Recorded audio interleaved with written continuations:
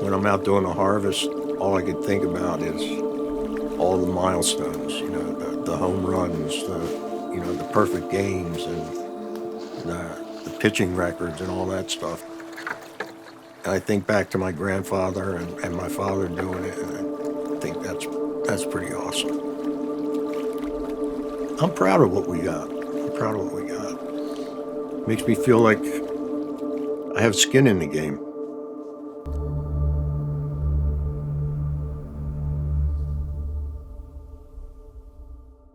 Just kind of wipe the ball just a little bit. Then I'll get a spoonful of the mud and I'll just rub it in. You want to make sure you get it all in on every little spot. I did not know much about Jim, and I had heard that there was a baseball rubbing mud that they'd been using forever. And then when I heard the company, when I started doing some research on it, when they told me about it, and I was like, oh yeah, that's the baseball rubbing mud. Just kind of let it sit for a second just to dry. Honestly, just catch my breath because I know each panel, you go, it's about 5 minutes of just hardcore brushing. One time I called and I just kind of talked with him. I was like, so tell me about it. He's like, oh, we go, because I was interested in it. I wanted to hear the story and I wanted to hear about, what makes this mud so special. Not sure, but it's a swamp in Jersey and just kind of the correct clay and, whatever, the tides, I just didn't realize that it could be translated to football. You don't want to let it dry out. The mud's obviously going to try to dry itself out. So you have to make sure you're flipping back and forth. There's no real formula. There's no set way to do it. It's just kind of feel and just kind of, a lot of teams in the league do use it and they do it a ton of different ways. You just want to keep brushing and I'll show you, it'll start to turn shiny. The first time I ever put mud into a bucket, I was 9 years old. It didn't mean anything at all to me. I didn't even know what it was for. By 1980, I knew it was really special. I knew that it needed to be done and done right. I treat it like my mother and father would treat it, and I would impart that to the people who take over after me.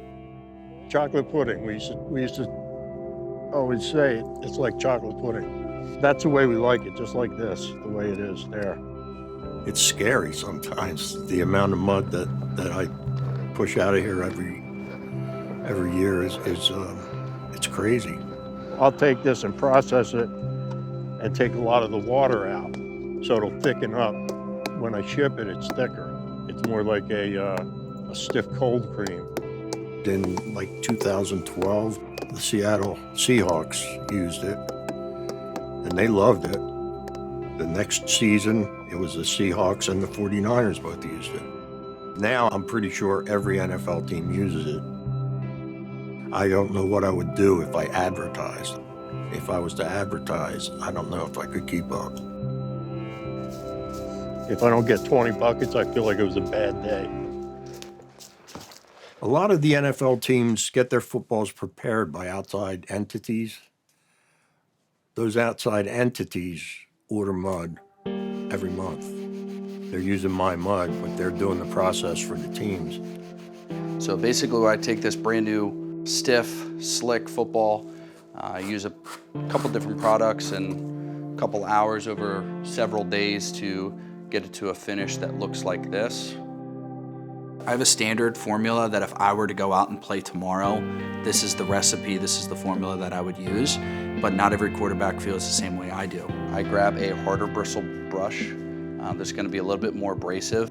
Working this year with multiple different quarterbacks, specifically with the Cleveland Browns, they've had 4 different starters this year. So just tweaking it and changing it depending on the starter for them, there's been a lot of communication with that. I will use Wilson's football conditioner. Apply about 1/4 in diameter on a football, and from here it's just rubbing it in. And then with Seattle Seahawks getting a new starter this year with Sam Darnold, trying to match something that he felt comfortable with. I just need a thin layer of mud. I'm taking my time to really work the leather and the mud together. And we're kind of creating this bond between mud and leather. How much input does the quarterback have? All the input. I mean, not that they're saying, hey, do this or this or this. It's, hey, hey, Trevor, I did this. What do you think? I'm not sure about that. Okay. Or maybe it's a little too slick or a little too tacky. You have to find the happy medium between the two. It's all up to the quarterbacks what they ultimately want. You can kind of see how shiny it's getting.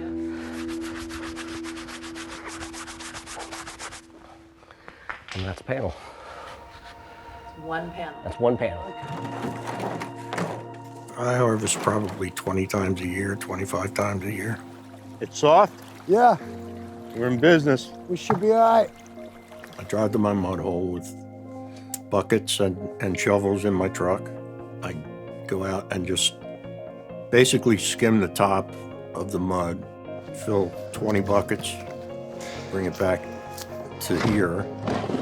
The first thing is a screening process. It gets large twigs, leaves, any stones, any kind of shells or anything, all that it comes out.